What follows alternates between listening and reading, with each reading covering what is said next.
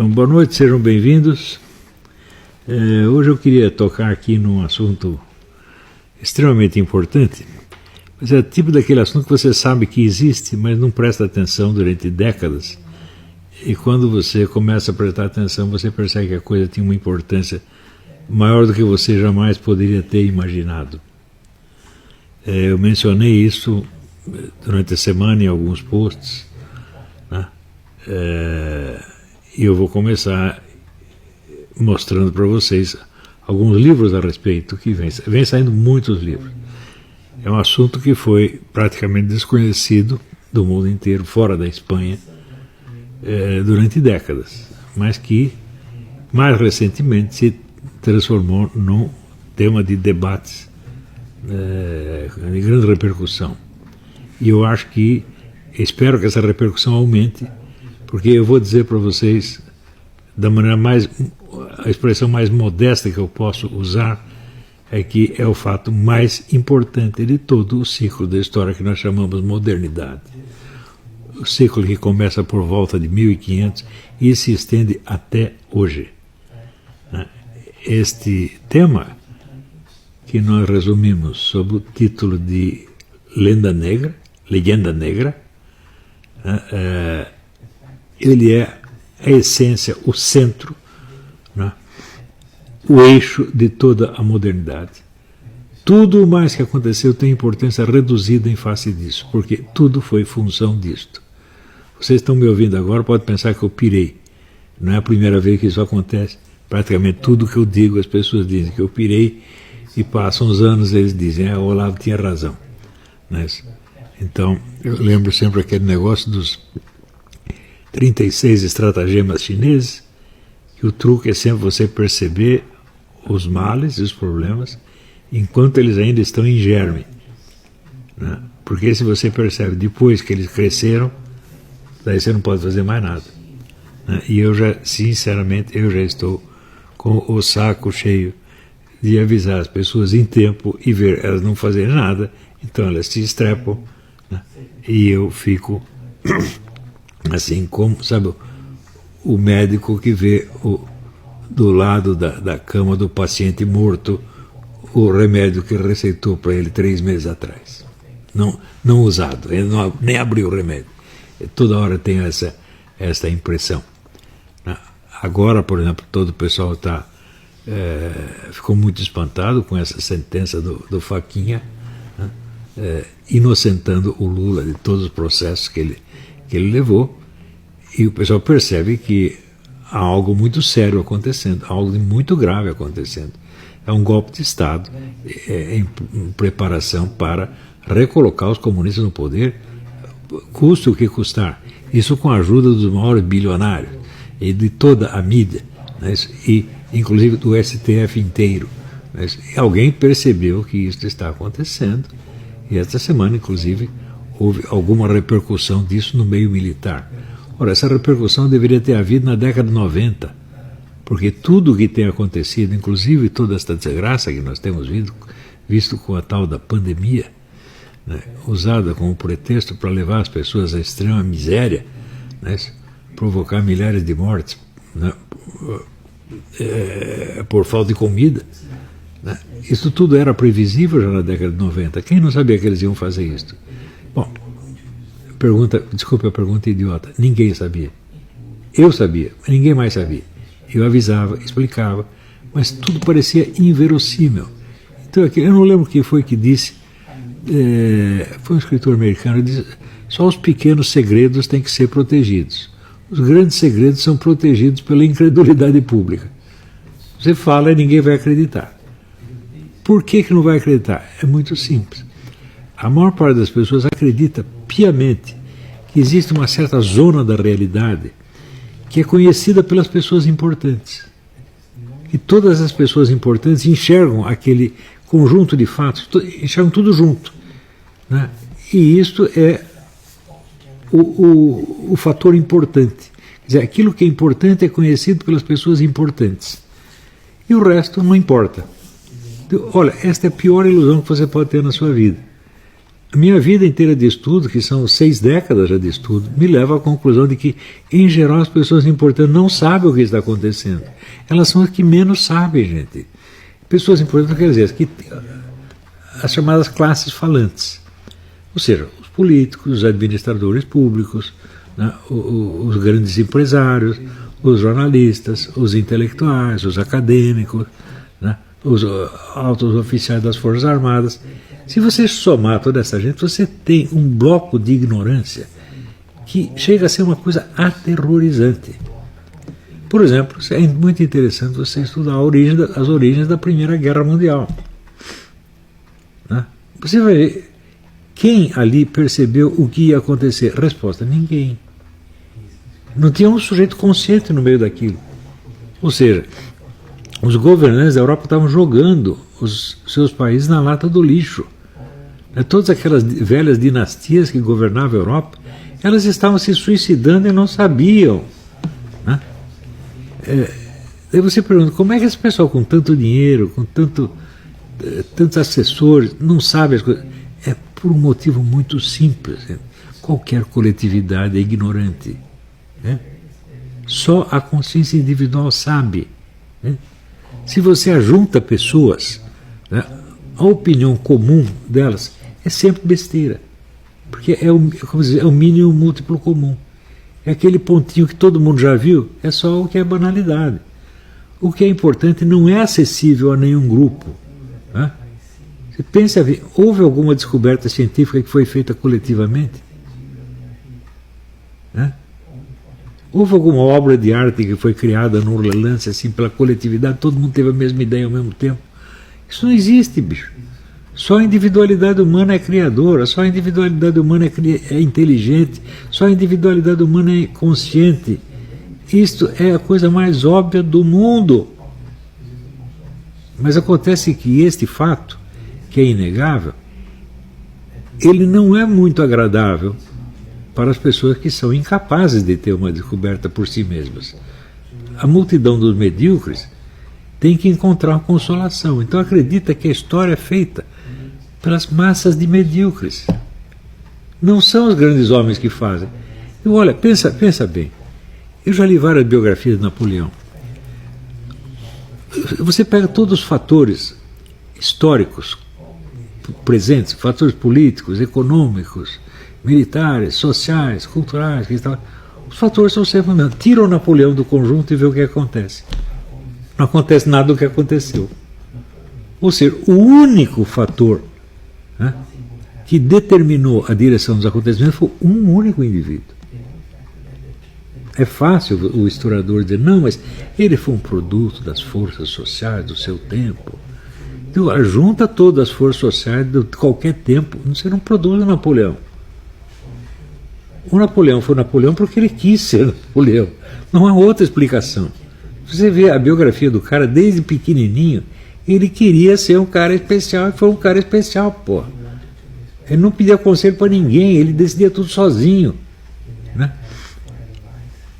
Quando está todo mundo perdido, ele enxergava o que dava para fazer e fazia.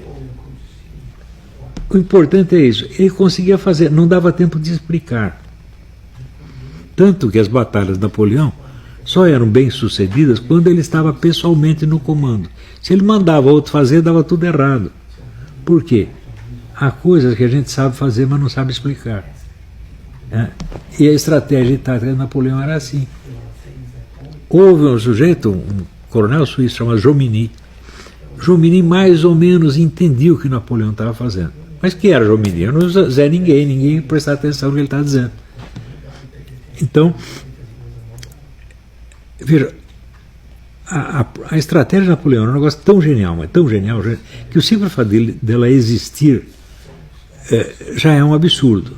Agora, ele conseguir transmitir isso a um grupo de oficiais, falam, mas de jeito nenhum, ele jamais conseguiria explicar o que ele estava fazendo. Não dá tempo. É a mesma coisa que você pegar, claro, você pega um grande maestro, pega o Otto Klemperer, né?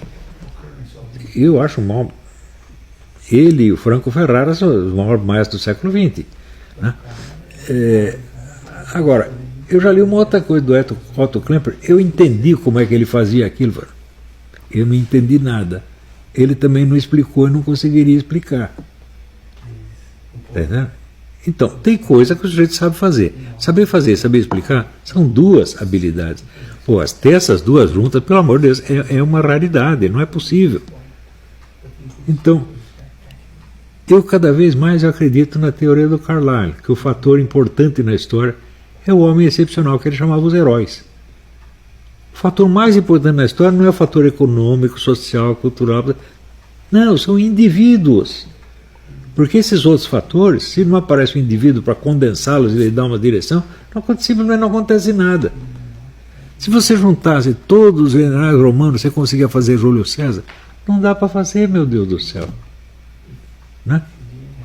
Quando você pega, né, aquelas invasões bárbaras, né, tipo Tamerlão, quantos chineses precisavam somar para fazer um Tamerlão? Não dá para fazer. Então, e na esfera intelectual, na esfera do conhecimento, é a mesma coisa. Onde há um consenso de opinião, você juntou os 200 bilionários, né, os bilionários contrataram os maiores assessores, economistas, sociólogos, psicólogos, só vai sair besteira, gente. Né? Por quê? Nenhuma comunidade tem o poder de síntese que tem um cérebro individual. Então eles conseguem enxergar pedaços, mas não conseguem juntar. É a mesma coisa, você pega assim, a melhor orquestra do mundo, põe ela para tocar sem maestro. É isso que vai dar. Está entendendo? O que vai acontecer é que um dos músicos vai ter mais iniciativa que os outros e ele, formal ou informalmente, vai ser o maestro. Pode ser o cara que está tocando tambor lá no fundo. Se ele é o cara que sabe o que está fazendo, todo mundo vai seguir ele. E é isso que acontece. Então, isto aqui é uma coisa que eu quero que vocês metam na sua cabeça para sempre. Nunca esperem confirmação das suas opiniões da parte de nenhuma entidade coletiva, nem mídia, nem universidade, nem forças armadas, nem ministério, nem mesmo a Igreja Católica, meu Deus do céu. A Igreja Católica é infalível em matéria de doutrina e moral, mas ela não é infalível em matéria de diagnóstico histórico social.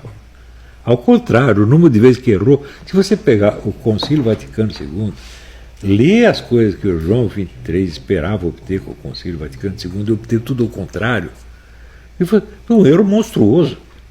Vamos renovar a igreja. Quase acabou com a igreja. Pô. Ele era burro? Não. Ele era um cara maligno? Claro que não. Mas acontece que, se você somar todo o concílio, né, o que vai sair dali?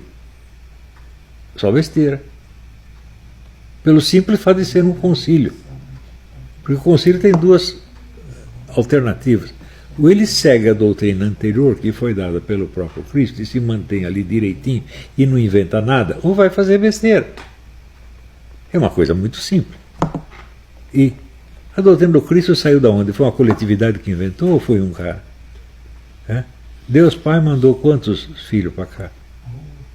200, 300? Não mandou um, né? Deus Pai sabe o que faz. Então, esse um foi decisivo. Então, o próprio... Quando Moisés pergunta para Deus, quem é você? Ele diz, eu sou o eu sou. Ou seja, é a suprema individualidade, não tem dois. Ele não pertence a uma espécie. Está entendendo? Ele é a própria ação de ser. E só tem um, isso só pode ser representado por um. Não é isso? Então, veja, a unidade de Deus e a unidade do ser humano são coisas que nós nunca podemos esquecer e é talvez a coisa mais ignorada de toda a civilização moderna. Graças a isso, o que eu vou dizer para vocês também vai parecer loucura, vai parecer teoria da conspiração. Toda a história da modernidade intelectual, da modernidade científica, é toda falsa, do começo ao fim. Não é que existe um erro aqui, outro ali. Não, é tudo essencialmente falso. Por exemplo, Vocês sabem que eu estudei esse negócio de história da astrologia durante muitos anos. Eu sei o que foi a história da astrologia. Né? E eu sei, portanto, que durante todo o período medieval, a astrologia não tinha importância nenhuma. Havia um consenso geral de que os astros influenciavam, de algum modo, o ser humano. Mas ninguém se interessou em aprofundar. Só o único que se interessou em aprofundar foi São Tomás de Aquino. Escreveu coisas maravilhosas a respeito na Suma contra os Gentios, a respeito do qual eu dei vários cursos já na década de 80. Os outros não se interessavam pelo assunto. A astrologia não era assunto. Né? Ela vira assunto quando? No início da civilização científica moderna. Então, quando os caras nos dizem, daí veio o renascimento científico e expulsou as superstições medievais e começou a era da racionalidade, isso é absolutamente falso. Aconteceu o contrário. Se você pegar o desenvolvimento que a filosofia medieval deu ao uso da razão humana, a filosofia seguinte não chegou nem a alcançar isso, eles não entendem. Eles não chegam a entender a lógica medieval de tão elaborada que é. E, em vez disso, os filósofos começaram a usar o quê? Argumentos retóricos. Porque os filósofos medievais discutiam com outros filósofos. Era um grupo de profissionais, por assim dizer. Todos treinados, todos armados de todo o vocabulário técnico da filosofia. De repente, quando você vê os filósofos aparecem na modernidade, eles falam para quem? Eles falam para reis, príncipes, duquesas, princesas, né? Banqueiros. É para isso que eles falam. Então, eles não podem usar o vocabulário técnico da filosofia. Eles começam a usar uma linguagem literária muito mais bonitinha, de certo. É mais agradável você ler René Descartes ou até Bacon do que você ler John Duns Scott, porque o John Duns Scott escreve para estudantes altamente preparados, não é para qualquer um. Agora, esse escreve para qualquer um, e nós somos qualquer um. Está entendendo? A hora que você começa a entender, o que me chamou a atenção para isso foi uma frase do Schelling. Ele diz que a passagem da filosofia medieval para a moderna foi uma espécie de infantilização. Eu li isso e falei, o que ele quer dizer com isso? Hoje eu entendo o que foi. Verdade, se você vai comparar John Duns Scott com Descartes, é uma infantilização. Você tinha um homem adulto, agora deve ter um moleque. Né? No entanto, a visão que as pessoas passam na universidade, no movimento editorial, na mídia, é exatamente o contrário.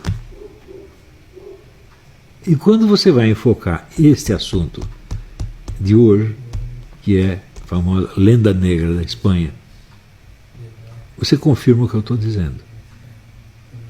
Eu vou fazer algumas perguntas para vocês. Qual foi o primeiro lugar onde apareceram as teorias do capitalismo moderno? Espanha e Portugal. Tá? Qual foi o primeiro governo liberal democrático do mundo? Espanha. Qual foi o povo dos povos europeus que menos maltratou os judeus? Os espanhóis. Até hoje a gente fala, os espanhóis expulsaram os judeus. Não. Todo mundo expulsou os judeus. Os ingleses expulsaram, os franceses expulsaram. Todo mundo expulsou. Com a diferença o seguinte, ali na Espanha tinha mais ou menos 600 mil judeus. Quantos foram expulsos? Aproximadamente 50 mil. Porque eles tinham a opção de converter-se e permanecer. Nos outros países tinha isso? Não, é expulso de qualquer maneira. Também, os que eram expulsos da Espanha tinham a opção de vender os seus bens para não sair com uma mão adiante e outra atrás. Não tinha essa opção nem na Inglaterra nem na França. Expulsava o cara, você sai com uma mão adiante e outra atrás. E está ferrado. E assim por diante. Onde você ouviu falar dessas coisas? Nunca. Sabe quando eu fiquei sabendo disso? Agora. Você acha que eu sou um sujeito burro que não me interessa por saber as coisas? Não, eu vivo procurando, tentando descobrir, etc. E agora que eu descobri essas coisas, pô. Você vê como elas foram escondidas. Né? Uma coisa que nem o Olavo consegue descobrir está muito bem escondida, pô. Ora, me chegaram à mão vários livros, os principais são esses aqui. La Leyenda Negra, História del Odio a Espanha, de Alberto Ibáñez.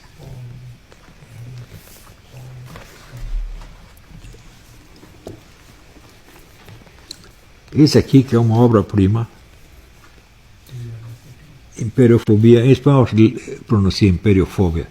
Imperiofobia e Leyenda Negra, Maria Elvira Roca Barea. Esta é uma obra-prima, eu vou comentar daqui a pouco. E esse aqui, de autor americano, Philip Wayne Powell, Tree of Hate, Propaganda and Prejudice Affecting United States Relations with the Hispanic World.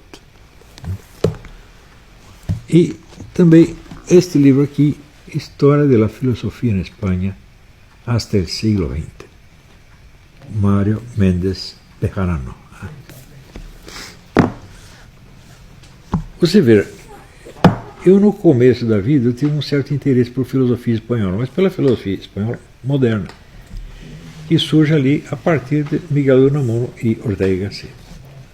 E a ideia que tinha é que a Espanha era filosoficamente era um nada. Não existia filosoficamente. E daí, de repente, graças a esse senhor Ortega y Gasset, que recebeu um dinheiro do pai dele e foi estudar na Alemanha, né, ele volta e cria um movimento filosófico que floresce até hoje na Espanha. Tem continuadores até hoje. Produziu várias pessoas brilhantes, como Julián Marías, José Gauss, José Ferrater Mora, uma infinidade de outros que continuam o trabalho até hoje. Eu não tinha ideia do que era a filosofia espanhola anterior. Dava a impressão que não tinha nada. Lendo esse livro aqui, a Espanha tinha mais e melhores filósofos do que a Inglaterra, a França e a Alemanha juntas. Foi tudo apagado. Como conseguiram fazer isso? É muito simples.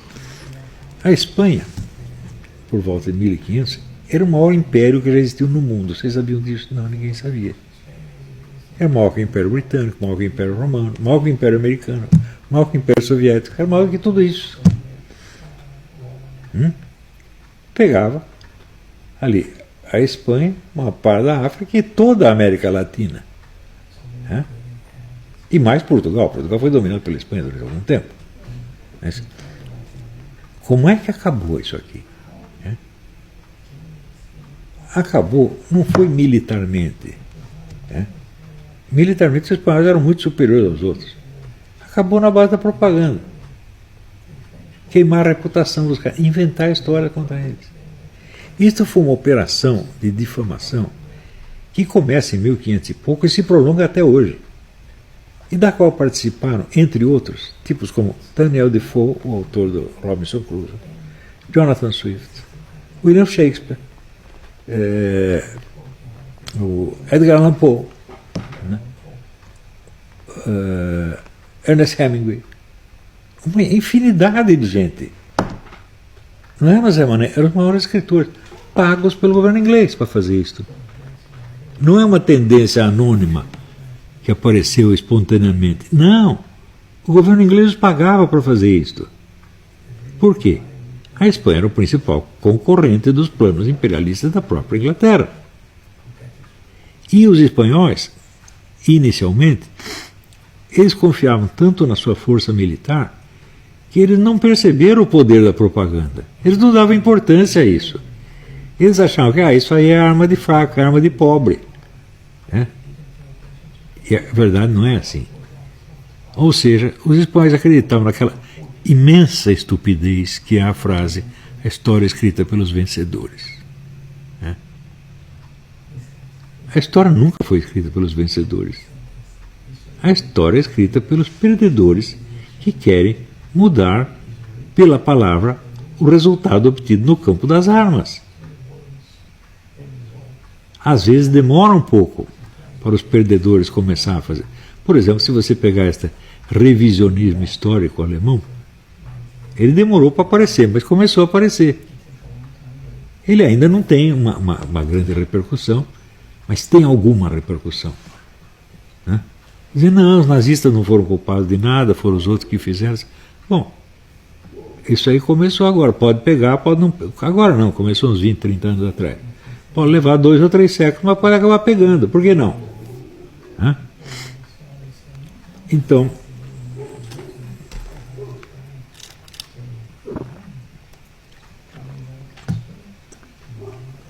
se você pegar só nos Estados Unidos a bibliografia anti-hispânica do século XIX, é uma coisa que não acaba mais, gente. São bibliotecas e mais bibliotecas e mais bibliotecas. Inclusive coisas populares como o Zorro, por exemplo. Vocês assistiram o filme do Zorro? É. Perceberam que o Zorro é um filme maçônico anti-espanhol ou não? As pessoas não percebem esse detalhe. Mas o emblema maçônico aparece no ponto de vista, os malvados são sempre os espanhóis. Mas, junto com isso, veio a campanha anti-Inquisição. Um monte de mentiras grosseiras que inventaram contra a Inquisição. Até hoje as pessoas acreditam piamente que havia máquinas de tortura. Que a Inquisição torturou e matou milhões de pessoas. Acreditam mesmo nisso. Aqui no livro da Maria Elvira, ela coloca algumas ilustrações de livros anti-inquisitoriais. Espero que vocês consigam ver. Será que dá para ver na tela?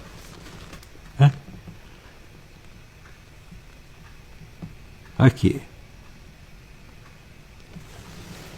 A Inquisição escravizando mulheres para abusar sexualmente delas.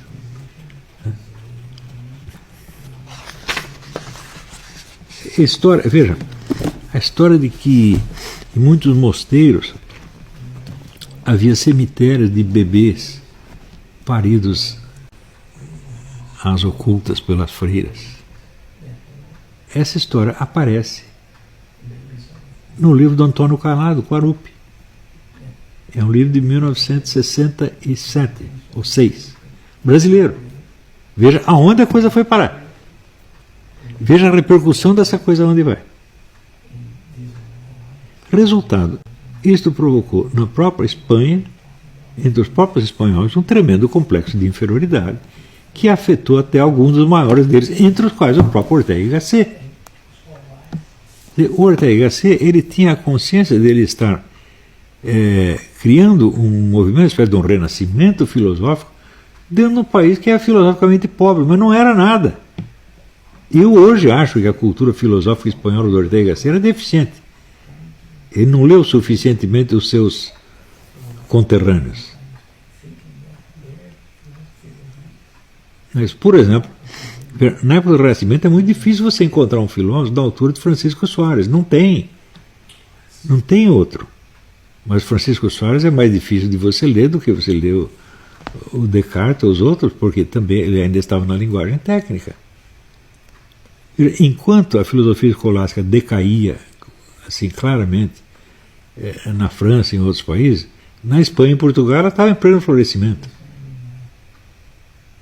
Entre outras coisas, ela vai produzir em Portugal o famoso João de Santo Tomás. João Poinsot era um português, o pai era um francês, sobrenome francês, mas era um português, que escreveu um livro chamado Tratado dos Signos, que tem toda a semiologia moderna, tudo que mais tarde vai aparecer com o Charles Peirce. Charles Peirce e toda essa linhagem de semiólogos modernos, já estava tudo lá. Você imagina o que teria acontecido, por exemplo, no todo o debate que existe entre realistas e idealistas, ou nominalistas e realistas. O que teria sido isso se esse pessoal tivesse lido o João Poinsot? Porque pela teoria dos signos, essa questão nem se coloca, isso é uma besteira. Quer dizer, ele já quando o cara está montando o problema, que ainda vai aparecer, ser elaborado no canto, ele já tinha resolvido. Mas acontece o seguinte, o cara era português, pô. E português é subgente, de acordo com os ingleses e franceses. E depois os americanos também se tornaram culpados disso. No começo eles não estavam lá, mas eles se tornaram, aderiram, no século XIX, aderiram a essa bobagem e seguem até hoje. Agora você imagina o que teria sido a história do mundo se o Império Espanhol tivesse continuado. Todos esses países ecos da América Latina, que os próprios ingleses e americanos desprezam, chamando de República, Banana Republic, e são mesmo, né? Não existiriam, seriam parte do Império Espanhol.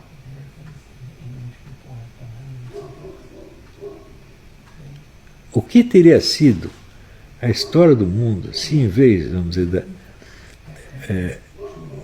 da Segunda Guerra, você tivesse um predomínio do Império Espanhol? Você não pode esquecer que a Espanha não entrou na guerra. Nem a Espanha nem Portugal entraram na guerra. Ou seja, a Espanha e Portugal não têm culpa nenhuma do que nazistas e comunistas fizeram. Os espanhóis conseguiram resolver o problema do seu comunismo antes que começasse a guerra. Já tinham derrotado os comunistas, botaram todo mundo na cadeia, mandaram embora, acabou. Então, você vê a interpretação comunista desses fatos, a interpretação comunista da Guerra Civil Espanhola, ainda é espalhada no mundo inteiro como se fosse a verdade pura.